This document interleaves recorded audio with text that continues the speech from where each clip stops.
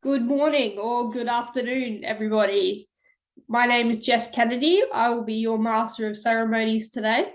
And I would like to apologize, first of all, that my hair is not as pink as what it says in the photograph, but this is my winter look. So hopefully that's acceptable for everybody. I was going to wear a pink shirt, but unfortunately I've gone with white. So I'm looking very professional today compared to my normal look.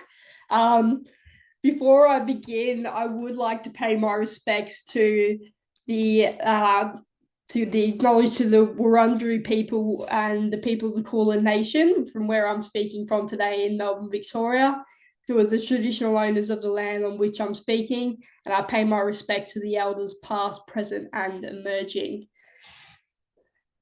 Today, we will be hearing from some incredible speakers.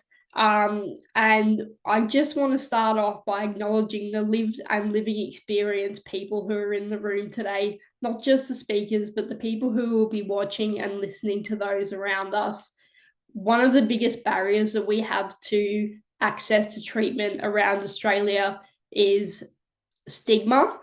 And the way in which we chip away at that stigma is by working towards conversations that are open and honest about things that we've been through so that other people feel comfortable in the way in which they're able to speak and speak freely.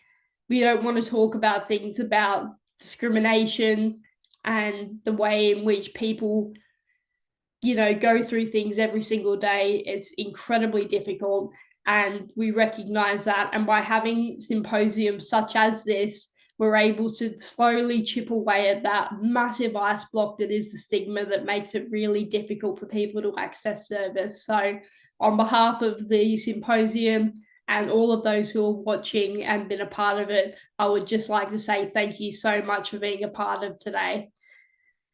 I would like to acknowledge the backstage people who have created the symposium. You have done an amazing job, and everybody will see that today. We've gone through a lot of preparation. I've certainly not gone through as much preparation as the people behind the background of who are working on it, but I hope that you all appreciate what we're able to pull together today. A little bit about me. I am not only just an MC, but I'm also an advocate for mental health, ADHD, addiction, and stigma removal across Australia.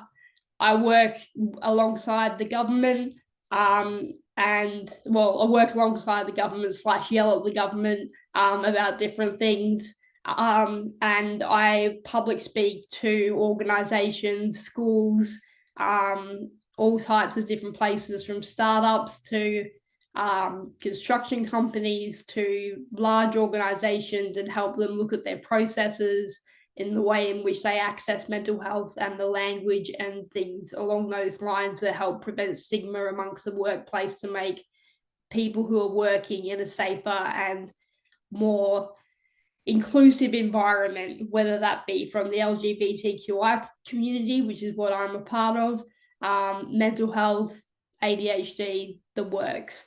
I'm very passionate about the work that I do, and I hope that that's something that you'll be able to see today as we go through the different speakers, and that's why I'm so proud to be a part of what we're doing today. What I'd like to do now is tell you a little bit about Finding North. Although I'm not going to be the one who will be telling you the story about Finding North, we have a video that is going to give you a bit more information. And I think we'll jump to that now just to give you some insight into what Finding North is about. The name Finding North was inspired by the North Star, also known as Polaris. For thousands of years, people have looked to the North Star to find their direction in the dark. It's a constant point of guidance in the night sky, helping travellers find their way when the path isn't clear. In the same way, Finding North exists to help people find their way through the mental health system, especially when things feel confusing, overwhelming, or uncertain. There are three key parts to Finding North. First, the Finding North website is a resource hub built by and for people with lived experience. It's full of real stories and information to help you navigate the mental health system and understand your rights.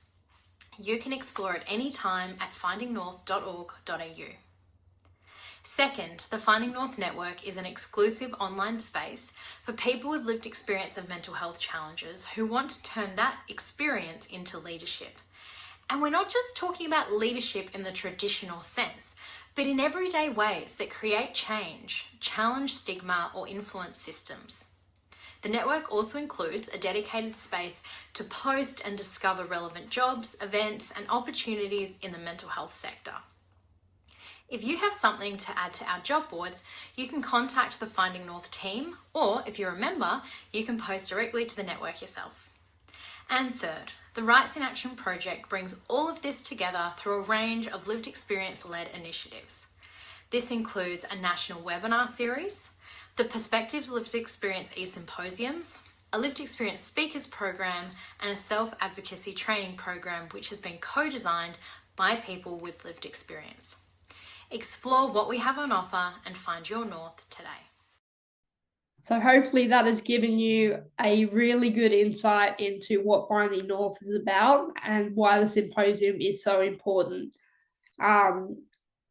Being a part of something that allows lived experience voices to be loud and proud and allow people to learn how to write their stories out in a certain way is something that a lot of people don't have the chance to do. But when they do see people stand up and share their stories, it just creates an openness and it helps people become safer in their own environment. I speak from experience myself when I was going through my journey, and my journey is a very long journey that went on for about 20 years.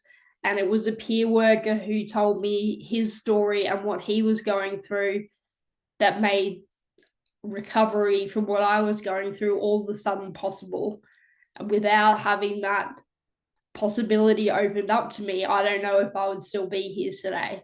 And that's why I believe so strongly in people being able to share that story. And that peer worker, when he spoke to me, and this is going back about 15 years, the minute he spoke to me, despite the state that I was in, I listened to what he said and I thought to myself, when I get better, that's who I want to be. I want to be that person who becomes the person who other people hear and are able to listen to and find hope within their stories.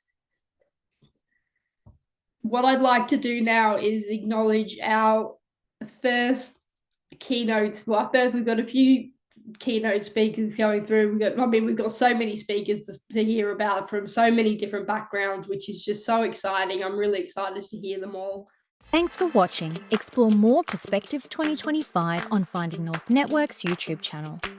Find out more by visiting findingnorthnetwork.com.au or email info@findingnorthnetwork.com.au.